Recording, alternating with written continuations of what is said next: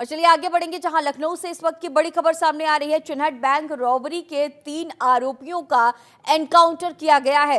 Encounter में ये bank लूट के तीनों आरोपी मारे गए। पुलिस और क्राइम ब्रांच ने एनकाउंटर किया है। 2 अलग अलग मुठभेड़ में 3 आरोपियों को ढेर किया गया। 2 आरोपी लखनऊ में, एक गाजीपुर में ढेर हुआ है। मारे गए सभी आरोपी बैंक रॉबरी में शामिल थे। तो एनकाउंटर में इन तीनों आरोपियों को ढेर किया गया है। पुलिस और क्राइम ब्रांच ने इनका एनकाउंटर किया है। चिन्हट बैंक रॉबरी के 2 आरोपियों का एनकाउंटर। 2 आरोपी लखनऊ में मारे गए और एक आरोपी को गाजीपुर में ढेर किया गया है। तो ये बैंक रॉबरी से जुड़ा हुआ मामला, जहां पर पुलिस और क्राइम ब्रांच की टीम ने का एनकाउंटर किया है। चिन्हट बैंक रॉबरी के 2 आरोपियों का एनकाउंटर किया गया है। पुलिस और क्राइम ब्रांच की टीम ने इनका एनकाउंटर किया। एनकाउंटर में बैंक लूट के 3 आरोपी मारे गए हैं। 2 आरोपी लखनऊ में और एक आरोपी को गाजीपुर में ढेर किया गया है। ये तीनों आरोपी चिन्हट बैंक लूट मामले में शामिल।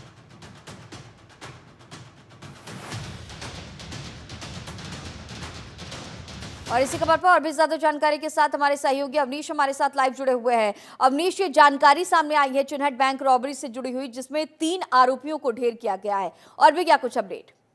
जी बिल्कुल, देखिए जो चिन्हट में बैंक में चोरी हुई थी, उस चोरी को लेकर जो पुलिस मुठभेड़ में 2 ऐसे आरोपी हैं जिनको उन्होंने मार गिराया है। तो पहला तो चिन्हट के किसान पथ पे जो एक आरोपी है उसके साथ पुलिस की मुठभेड़ हुई और वहां पे उसे ढेर किया गया, और एक गाजीपुर जनपद में किया गया जो बिहार का निवासी है, और वहां पर एक मुठभेड़ होती है गमर थाना क्षेत्र में, और वहां पे जो है उसको मुठभेड़ में गिरा दिया जाता है। पूरी तरह व्यवस्था देनी चाहिए।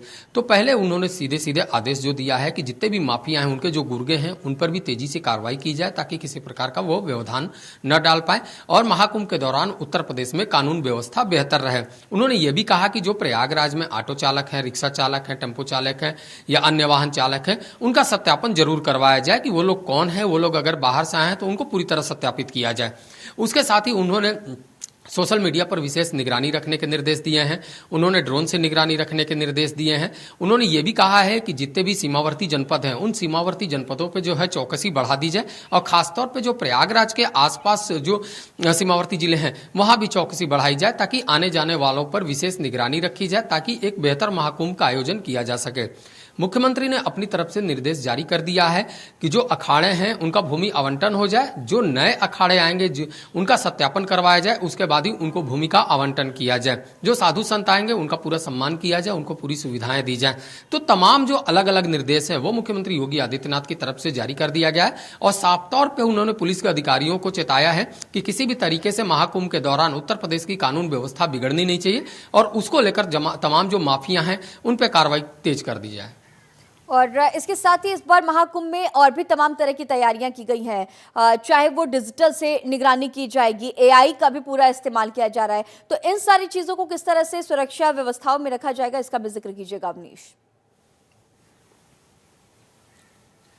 जी बिल्कुल, देखिए जो प्लान बना है महाकुंभ के लिए उसमें करीब 50,000 जो पुलिसकर्मी हैं उनकी तैनाती की जाएगी। उसके बाद 27,000 जो सीसीटीवी हैं उनको लगाया जा रहा है।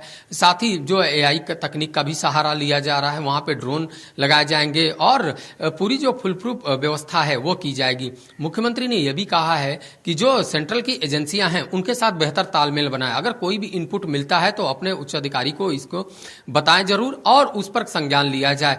तो केंद्र सरकार के तमाम जो एजेंसियां हैं उनके साथ उत्तर प्रदेश की एजेंसियों के साथ समन्वय बनाना है, इसको लेकर भी आदेश जारी कर दिया गया है।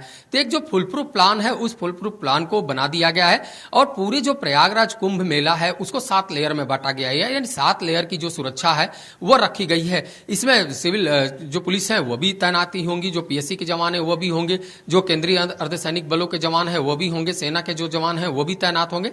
यानी एक फुल प्रूफ जो सुरक्षा व्यवस्था है वो दिया जाएगा कि किसी भी तरीके से कोई व्यवधान ना आए। क्योंकि एक दिन पहले ही देखने को मिला था कि पीलीभीत में जो है खालिस्तानी आतंकियों को पुलिस ने मार गिराया था। तो ऐसे में यह भी आशंका जताई जा रही है कि इस तरीके की कोई हरकत न हो, तो उत्तर प्रदेश में बेहतर तरीके से जो सुरक्षा व्यवस्था है उसको बेहतर तरीके से बनाया जा सके और पूरी जो फुल प्रूफ सुरक्षा है वो दिया जा सके।